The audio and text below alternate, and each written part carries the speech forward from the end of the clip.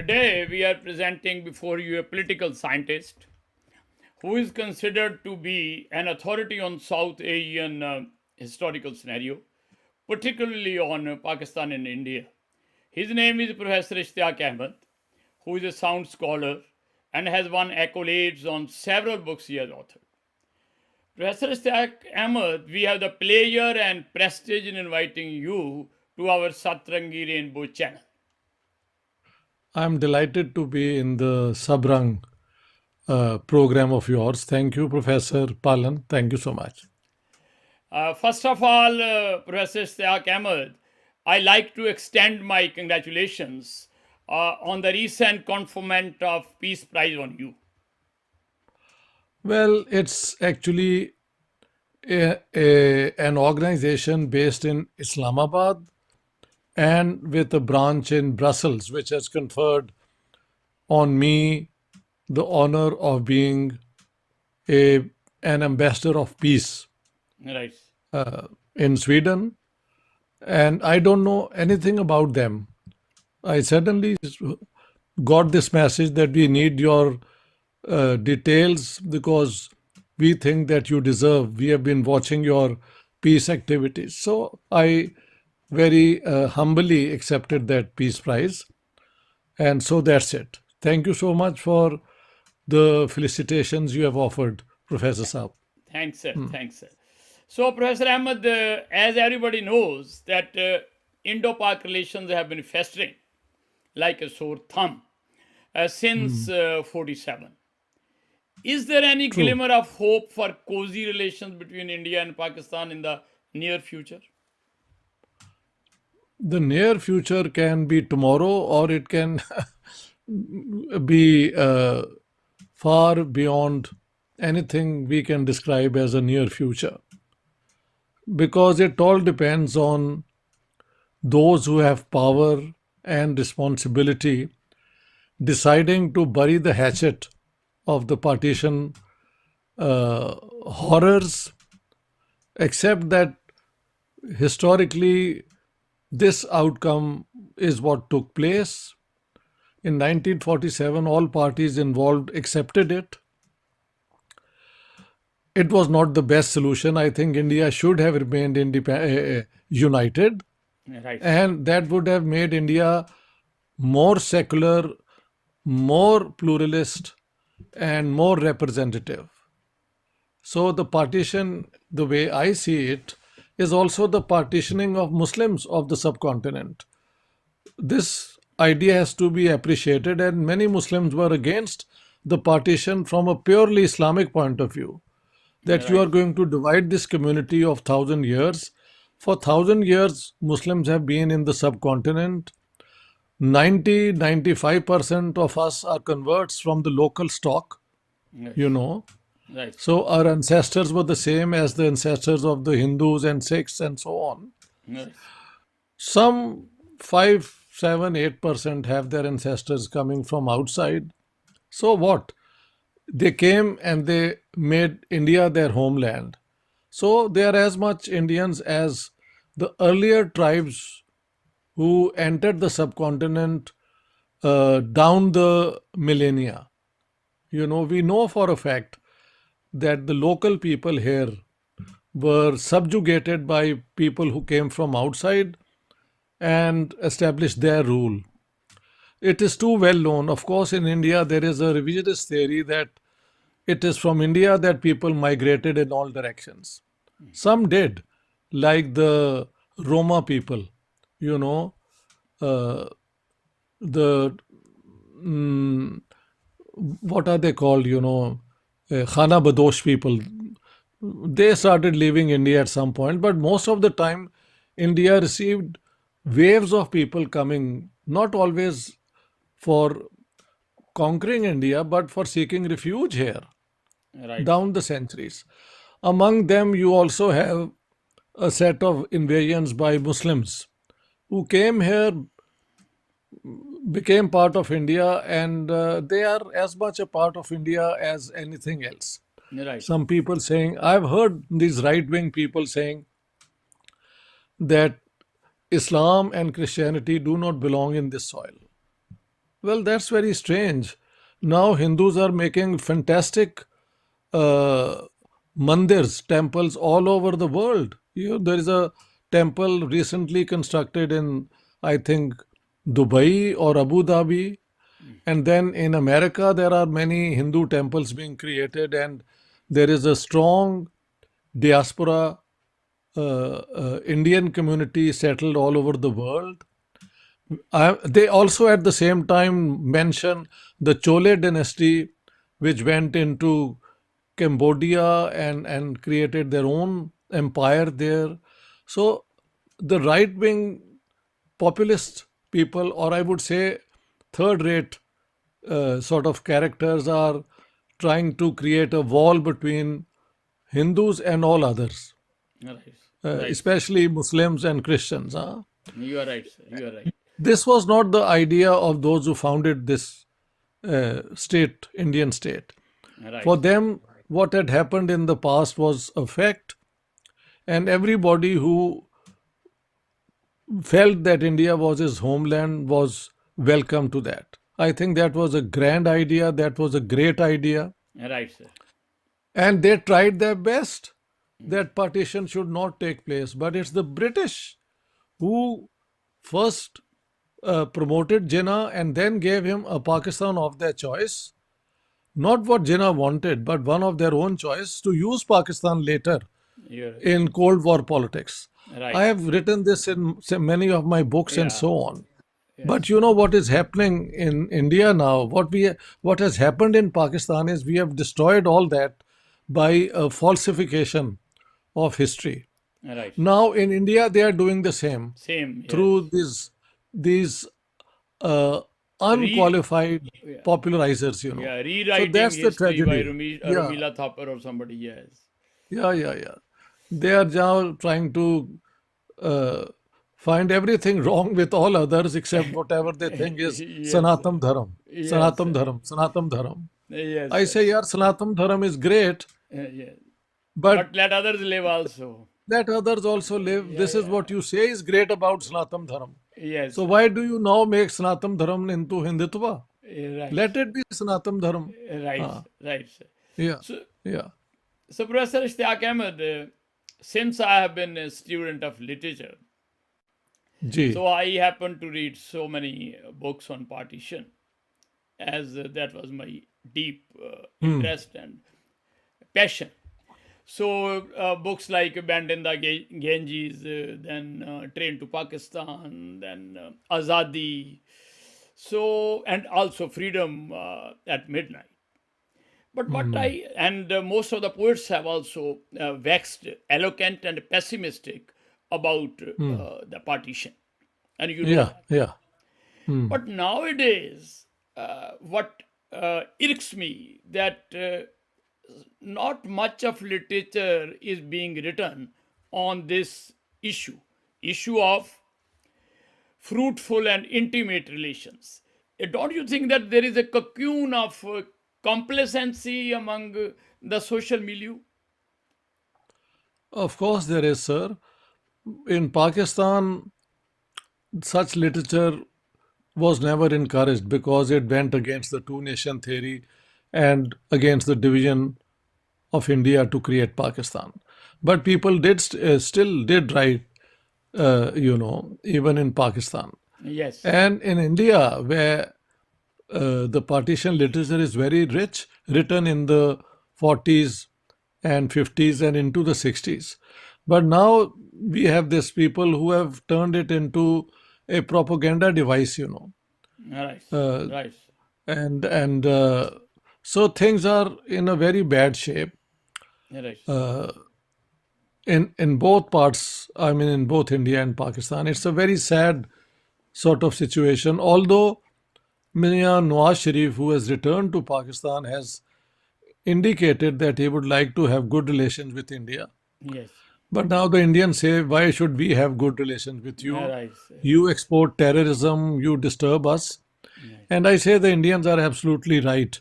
Pakistan must forego its policy of promoting terrorism and anti India literature in the school curriculum. Right. Uh, But we have to start somewhere Right. to make small efforts, like giving people uh, the visa to visit and so on. I was listening to Najam Sethi, who's the one of our leading Pakistani journalists, publisher, Vanguard Books. He's published two of my books, the one on Jinnah, his successes, failures, and role in history. It's published both by Penguin in India and Vanguard Books in Lahore, Pakistan. He was talking to Karan Thapar and saying that BCCI, which is the Board of Cricket in India, Yes. it had agreed to grant visas to several thousand Pakistanis, but in the end, very few or none of them got it. Right. And Right. he thought that that was very sad. So this, So, things, I think there is a certain bitterness yes. and a Yes. certain feeling of getting revenge. What Right. the Indians feel is, look, we are successful, our economy has grown, we are Right. this, we are that, Right. you are the losers. So now we will take revenge from you by ridiculing you, by disparaging you, by Right. denigrating Repudiating you. you. Yes. Yes. Yeah. Yes. So And I think these are actions of petty people. yes, you There are is right. You are nothing right. there is Puerile, nothing great about petty it. thinking. It's Yes. Yes. petty thinking. It's petty Yes, thinking, you are right. yes. So, can this cricket diplomacy or an exchange of art and culture in the form of movies and literature play any vital role to just ease that distrust, the animosity, and hatred? Uh, can it be Yes. wiped out or no? Well, we should what else can you and I do? Right, We are people who are, you know, committed to humanism, committed to an enlightened way of looking at the world. right, For us, the whole world is full of misery and injustice and woes. And so I feel, and I'm sure you feel, we have to create a better world. And a better world is not created by those who believe in revenge. Simple you as are right. that. And hatred. Absolutely And right. hatred. Absolutely That's the right. You main are. thing. So, Professor Ishtiaq Ahmed, as you know, the specter of fundamentalism Hmm. uh, is rearing its ugly head on both sides. Hmm. That in Pakistan, the fatwas of mullahs, and in India, the saffronization of India, which now they Hmm. prefer to call Bharat. So, Bharat, yeah. Yeah, so I in the know. light of this alarming and thorny situation, what is your opinion about the possibility of warm relations? Well, at the moment, that possibility seems far away. But if you look at the way the world has changed from one into another form, these things have happened everywhere.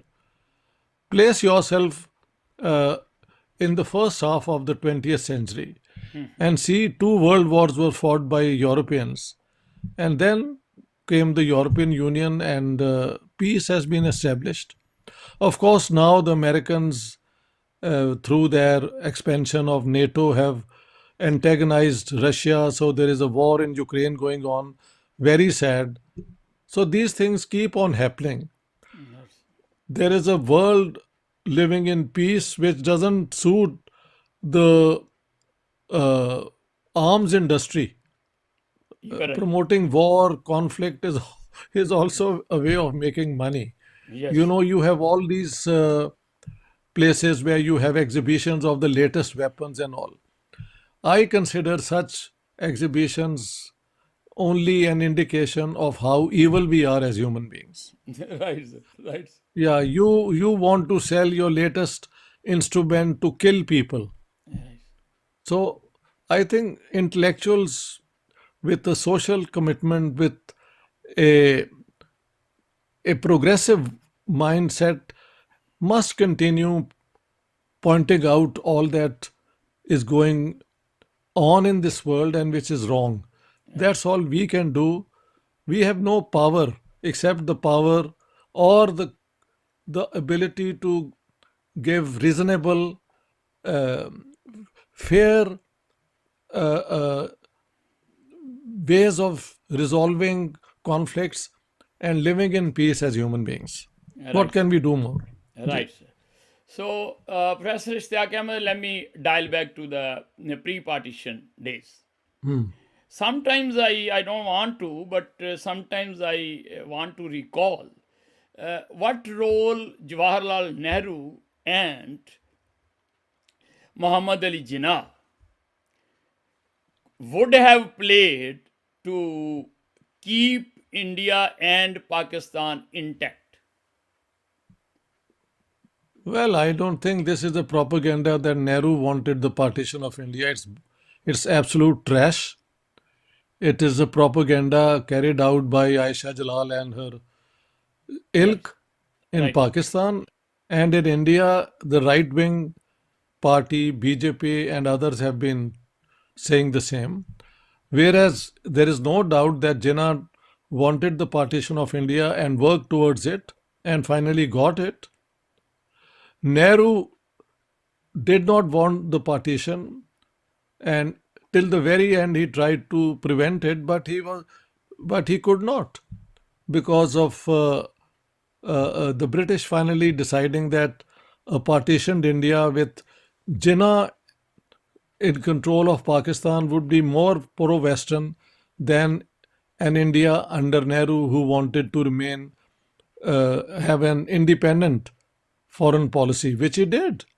Right. So this blame game is an absolute unjust way of looking at this. Yes. Nehru did commit some errors which Jinnah capitalized on. For example, in 1936, as president of the Indian National Congress, he made a declaration that in a future free and democratic India, we will abolish zemindari, strengthen the rights of the peasantry, and we will recast India in the light of the Soviet experiment in building socialism. Now, that was meant with the best of intentions, but right wing people, conservative people reacted against it. Do you know, in the Indian National Congress, many right wing leaders resigned from the Congress at that time. Sardar Patel resigned, Raja Gopalachari resigned, Kirpilani ji resigned, and Dr. Rajendra Prasad resigned. And then Mahatma Gandhi had to go and bring them back. And so next year in 1937, Nehru had to drop socialism and say our main aim is a democratic India and then we will build socialism. So he had to tone down. But that statement of Jinnah, of Nehru, was then used by Muhammad Ali Jinnah to uh, mobilize Muslims against it, saying that Islam will be in danger and Muslims will be in danger. Because Nehru also announced the mass Muslim contact program in 1937. So these two things, to the landlords, he said, look, if you want to save your land holdings, come to the Muslim League. And to the Muslim in general, the ulama and all, he said, you know, uh, socialism and so on uh, would mean the end of Islam. So that sort of sensationalism Yeah. he used to his advantage. So that's Yes. it. The So I seeds don't of blame conflict. Nehru. Yeah. Nehru did not work towards Yes. partition. Yeah. Some of his actions helped Jinnah to Right. make his demand. Yeah, that's the difference. Yeah, Right, sir. yeah. You are absolutely right. The other day I was reading an article in which, though in a different fashion, as one critic has written, that a much touted relationship between Mountbatten's wife Edwina and Jawaharlal Nehru, even that didn't deflect the trajectory of partition. That's So, what I was saying. yeah, Partition was too big a thing which Advinda and Nehru could have stopped. First of all, I don't give much importance to this relationship. We right. don't know what it was all about. But so what?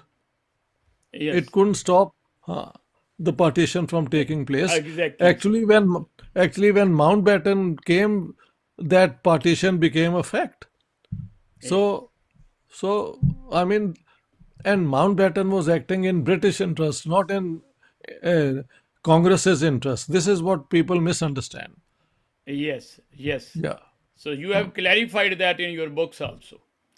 Yeah. It's all there, Yes, and I have read. nobody has been able to challenge them, neither Yes, in India yes, nor in yes. Pakistan. No, Yeah. that is your extensive research.